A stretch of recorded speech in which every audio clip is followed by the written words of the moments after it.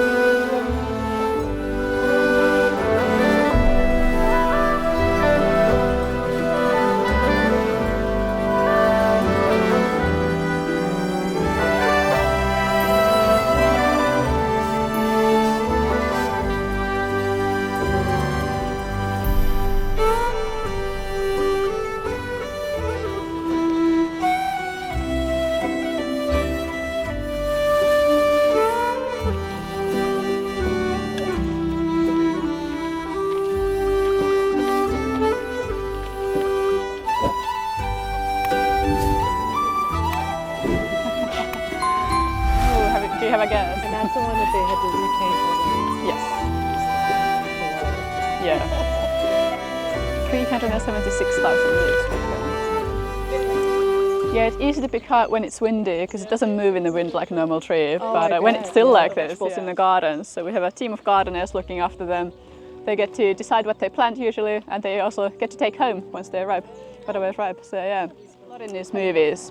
So another example of that is actually these Hobbit hills around a cutting.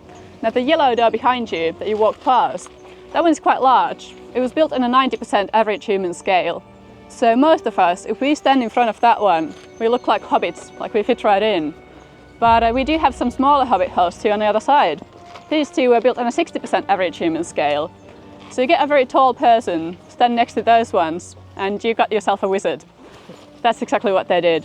Gandalf in the movies would always be filmed next to the small Hobbit hills to make him look taller. And then the big ones were used for the hobbits only. And of course they used a lot of body doubles for the same reason too. So all the main cast had their own scale doubles. Paul Randall is one of them. He's a 7 feet tall police officer in Wellington even now. And he was the scale double for Gandalf. So anytime you don't see Ian McKellen's face on screen, you're actually most likely looking at Tall Paul. That's what they called him. Now the second time we saw Gandalf's cutting here is at the end of Return of the King. And the hobbits come back from the adventure and they ride on their Shetland ponies past the yellow and blue doors and towards the Green Dragon Inn. Those were actually crown horses as well for scale. And then of course the third and final time was at the beginning of the first Hobbit movie. Does anyone remember the name of that movie? A few pop quizzes coming up. The first Hobbit movie. Unexpected Journey. An Unexpected Journey, yeah. And has anyone spotted Bag End yet? Up the top, yeah. The penthouse at the top of the hill with the green door and the oak tree furthest up. Now, it is the only full-size Hobbit hill we have here, built on a 100% average human scale.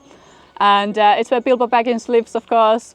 And in the movie, he gets a late-night visit by Gandalf and the 13 dwarves. What are the names of the dwarves? The 13, not the 7. There we go, I thought you might know them. Fili Kili, that's it, yeah. Dwalin Balin, Fili Kili, Oin Clon, Dorin Ori Ori, Bifu Bafu Bombo and Thorin, of course. And then in the morning, Bilbo wakes up in his bed, grabs his contract, runs out the door. He comes running down the middle of the hill there, jumps over the big pumpkin on the way, leaps over the fence too, and then he comes running down this path here and out of Hobbiton again, between the two stone walls. And in that scene, there is also an old hobbit, and the old hobbit is standing in the vegetable garden here.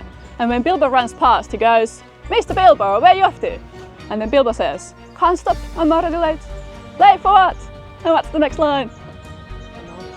"I'm going on an adventure," exactly. Now who wants to recreate the scene here? Any volunteer Bilbos this morning? It is a fully immersive tour, just so you know, no kidding. But I'm not going to force you just yet. Now next up we're going to venture further into Hobbiton, follow this path here to an area called the Dell, and as you walk along check out all the Hobbit holes on the way. There is 44 of them in total in Hobbiton. So far we've seen 4, so 40 more to go. And they're all a bit different. So John Hine and Alan Lee, the two concept artists who designed the whole Shire, they had ideas for each and every Hobbit hole. No two are the same. And you can often find some details around them and work out what the hobbits inside are doing, what their hobbies and occupations.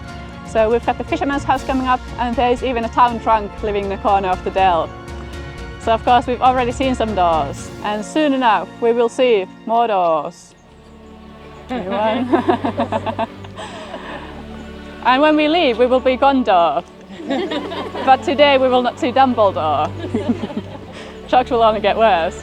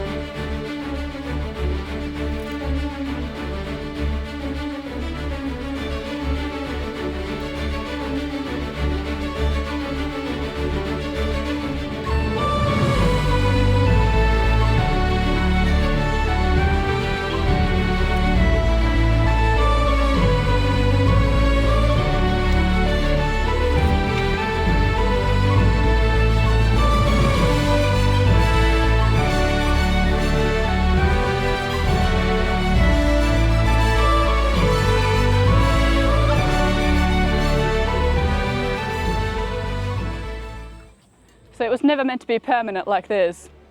But what happened after the movies were released was that the Alexanders who owned the farm, they started to see some rather odd-looking people wandering around. As you might be able to imagine, they had pointy wizard hats and they were in full costumes and they were holding topographic maps. And these people, of course, were the die-hard fans of Lord of the Rings and they wanted to come and visit. And they started calling the Alexanders too, and then they convinced the family to run some tours. And the first tour took place in December 2002 with 4 people in a minivan. Bit different scale back then. That's how they ran it for the next 6 years. There wasn't too much here to see back then. It was a sheep paddock, much like the ones you see around here, and there were 17 out of 39 hobbit holes that were saved, but they were just plywood exteriors painted white. And they even did a sheep shearing show to keep the audience entertained. But then in 2008, Peter Jackson contacted the Alexanders again, and he wanted to make the Hobbit movies here as well. And of course they decided, this time around, we're going to build the set out of permanent materials and run the tours as we are now. And that's what they did. It took 2 years to build this whole set that we see here today for the Hobbit movies, and then a few more months for the interior of the Green Dragon Inn for our tours. And then for the Hobbit movies, they were filming here for only 12 days.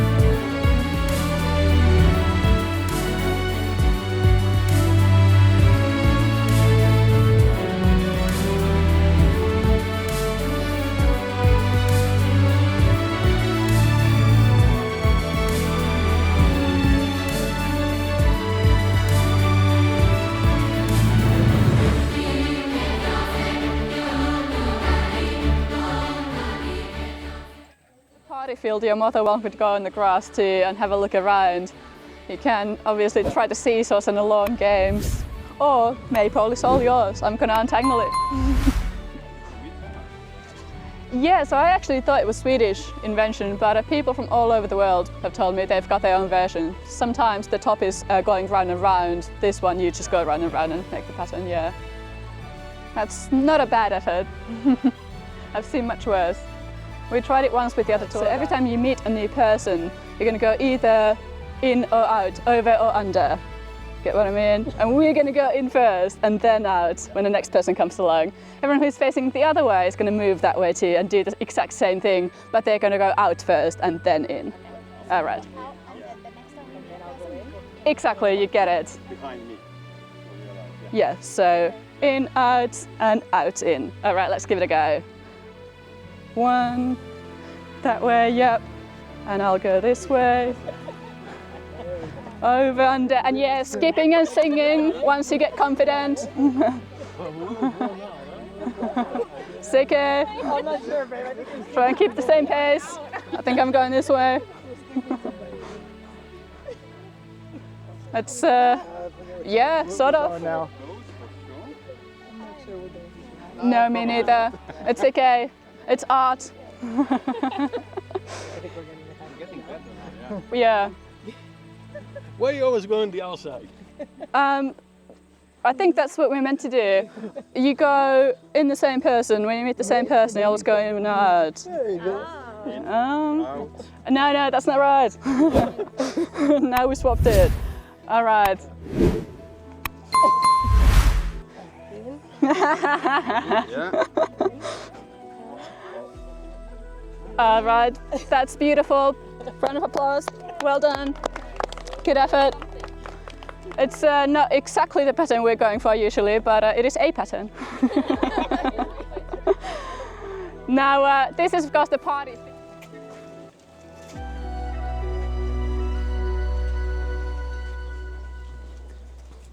There is a copy of the newspaper in the dining room, the Shy of Reckoning. You can actually sit down and read it.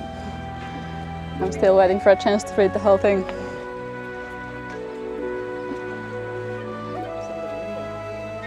Yeah, we're just waiting for the hobbits to leave so we can go in.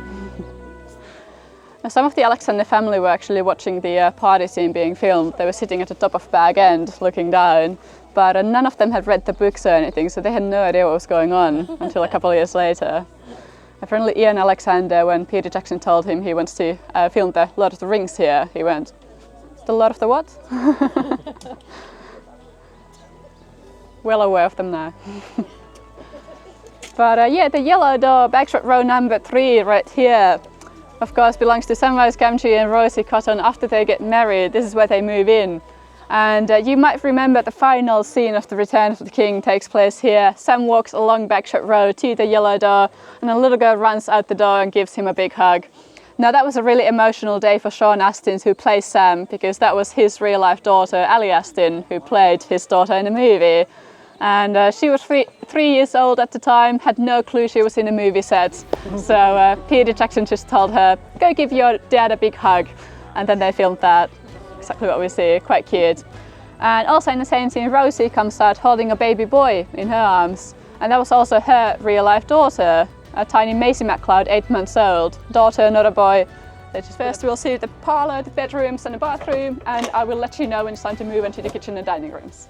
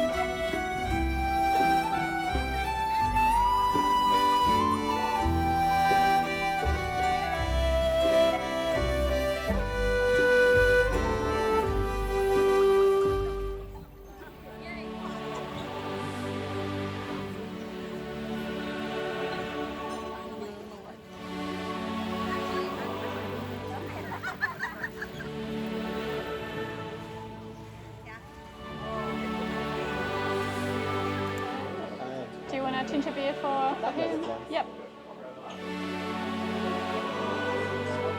Here you go, mate. No worries. Here you go. You're welcome.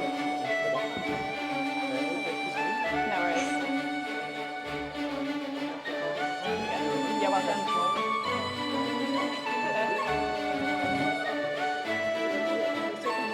All good. You're welcome.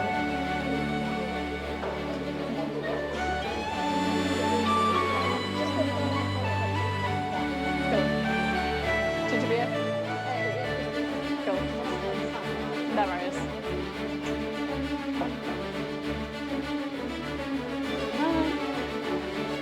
That's the cider.